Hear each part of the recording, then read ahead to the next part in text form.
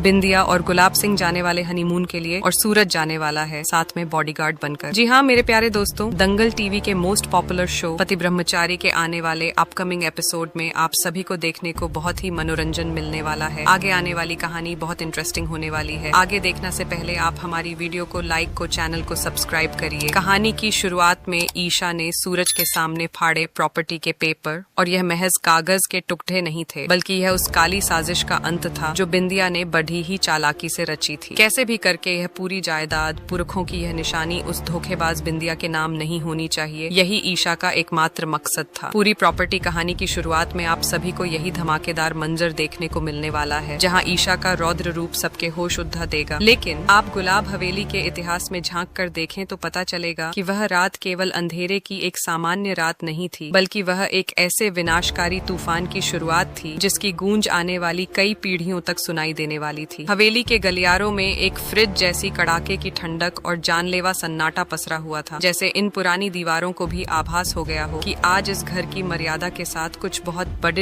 अनहोनी होने वाली है। हवाओं में एक अजीब सी सिहरन थी जो किसी आने वाले खतरे का संकेत दे रही थी। बिंदिया, जिसके चेहरे पर अब तक मासूमियत का एक बहुत ही महीन और विश्वसनीय नकाब चढ़ा हुआ था, उस रात उसने वह नकाब हमेशा हमेशा के लिए उतार फेंका। यह वही बिंदिया थी जिसे देखकर कल तक किसी को भी दया आ जाए, जिसकी नम आंखों को देखकर पत्थर भी पिघल जाए, लेकिन आज उसकी आंखों में दया का एक कतरा भी नहीं था, बल्कि वहाँ जीत की एक क्रूर और डरावनी चमक थी। उसने बिना किसी डर, बिना किसी लिहाज और बिना हाथों के कांपे घर की सबसे बुजुर्ग और रसूखदार दादीसा के चेहरे पर कालिख पोत दी। यह दृश्य जिसने भी देखा उसकी रूह कांप गई। यह महज कालिख नहीं थी, यह दादी के बरसों पुराने अभिमान, उनके खानदानी रुतबे और उनके उस घमंड पर एक ऐसा तमाचा था जिसे वे अपनी सबसे बड़ी ताकत समझती थी। दादी का वह चेहरा जो हमेशा गर्व से ऊपर उठा रहता था, जिनके सामने पूरा परिवार सिर झुकाकर खड़दर रहता था, आज वही चेहरा बिंदिया के हाथों बुरी तरह अपमानित हो चुका था। बिंदिया का यह कदम कोई साधारण गुस्से का इजहार नहीं था और न ही कोई आवेश में की गई गलती थी। यह एक सोची समझी युद्ध की घोषणा थी। यह इस बात का खुला ऐलान था कि अब वह डरने वाली, सहने वाली या किसी कोने में बैठकर रोने वाली अबला नारी नहीं। उसने मर्यादा की हर दीवार को, लिहाज की हर सीमा को लांघ दिया था। उस एक पल में जब वह गाढ़ा काला रंग दादी की झुर्रियों वाली त्वचा पर लगा तो दादी के भीतर कुछ बहुत गहरा टूट गया। वह विश्वास चकनाचूर हो गया कि वे इस हवेली की रानियों की तरह राज करती हैं और बिंदिया जैसी मामूली लद्दकियों को अपनी उंगलियों पर नचा सकती हैं। उस समय सन्नाटा इतना गहरा था कि दादी की भारी सांसें भी किसी आंधी की तरह लग रही थीं। ईशा के फैन हो तो चैनल को सब्सक्राइब करें, क्योंकि कहानी में अब जो भूचाल आने वाला है वह आपकी सोच से भी परे है। अपमान की आग में जलते हुए दादी को अचानक अपने अतीत की परछाई नजर आने लगी। जब वह आईने में अपना काला पीढ़ीढा चेहरा देख रही थी तो उनके कानों में ईशा के पुराने शब्द गूंजने लगे। ईशा, जिसे उन्होंने हमेशा गलत समझा, जिसे उन्होंने पराया माना और जिसके हर अच्छे काम में मीन मेख निकाला। ईशा ने कितनी बार उन्हें चेताया था, कितनी बार हाथ जोत कर आंखों में आंसू लेकर कहा था कि दादी, यह बिंदिया वह नहीं है जो दिखती है, इसके इरादे नेक नहीं है, यह हवेली के विनाश का कारण बनेगी। लेकिन तब दादी ने ईशा की सच्चाई को अपनी नफरत और अहंकार के चश्मे से देखा था। उन्हें लगता था कि ईशा जलन के कारण बिंदिया को बदनाम कर रही है। लेकिन आज जब अपनी ही आंखों के सामने और अपने ही शरीर पर उस विश्वासघात का रंग लगा तो दादी की आत्मा कांप उठी। उन्हें अपनी गलती का एहसास किसी वज्रपात की तरह हुआ। हवेली की दीवारें दरक रही थीं और इसकी वजह कोई बाहरी दुश्मन या कोई कर्जदार नहीं, बल्कि वही लद्दधकी थी जिसे उन्होंने पनाह दी, जिसे उन्होंने सिर आंखों पर बिठाया। दादी का पूरा शरीर अपमान, पछतावे और एक अनजाने भय से थर थर कांप रहा था। उनके हाथ जो कभी हुकूमत के लिए उठते थे, जो कभी फैसले सुनाने के लिए मेज पर पटके जाते थे, आज बेबसी में फोन की तरफ बढ़े। कांपते हाथों से उन्होंने वह नंबर डायल किया जो अब तक उनकी हिट लिस्ट में सबसे ऊपर था, जिसे डायल करना तो दूर, वे देखना भी पसंद नहीं करती थी। ईशा का नंबर। फोन की घंटी बज रही थी और हर रिंग के साथ दादी का दिल बैठता जा रहा था। जैसे ही ईशा ने फोन उठाया, दादी का सब्र का बांध टूट गया। उनकी आवाज में वह पुरानी हुकूमत, वह कड़कपन नहीं था, बल्कि एक हारे हुए सेनापति की रुलाई थी। उन्होंने ईशा से रुंधे गले से कहा, बेटा, हवेली को बचा लो, मैं हार गई, मैं बहुत बड़ी गलतफहमी में थी। बिंदिया के भोलेपन और गुलाब की चिकनी चुपधी बातों ने मेरी आंखों पर पट्टी बांध दी थी। मैं हमेशा तुम्हारे खिलाफ खड़ी दीधी रही, तुम्हें बुरा भला कहा, तुम्हें जलील किया, लेकिन आज मेरी आंखें खुल गई हैं। ये लद्ददकी हमें बर्बाद कर देगी। ये सिर्फ चालाक नहीं, ये साक्षात तबाही है। इसे रोकने का कोई रास्ता बताओ, वरना हमारे पुरखों की यह हवेली मिट्टी में मिल जाएगी और हमारा नामो निशान मिट जाएगा। ईशा, जो हमेशा से जानती थी कि सत्य परेशान हो सकता है लेकिन पराजित नहीं, उसने दादी की बातों को बहुत धैर्य से सुना। वह जानती थी कि आज दादी का अहंकार टूट चुका है। ईशा चाहती तो इस मौके का फायदा उठा सकती थी, दादी को ताना मार सकती थी, कह सकती थी कि मैंने तो पहले ही कहा था, और अपनी जीत का जश्न मना सकती थी। लेकिन उसने ऐसा कुछ नहीं किया। उसका चरित्र इन सब छोटी बातों से बहुत ऊपर था। उसने एक गहरी सांस ली और बहुत ही सधे हुए, गंभीर और आत्मविश्वास से भरे शब्दों में कहा, दादी आप घबराइए मत, जब तक मैं जिंदा हूँ इस हवेली की एक ईंट भी नहीं हिलने दूंगी। यह लद्दाई अब मेरी है। बस आप एक काम कीजिए, आपको अपने आंसुओं को पोंछना होगा और मजबूत बनना होगा। बिंदिया वहाँ क्या कर रही है, उसकी अगली चाल क्या है, वो किससे मिल रही है, क्या योजना बना रही है?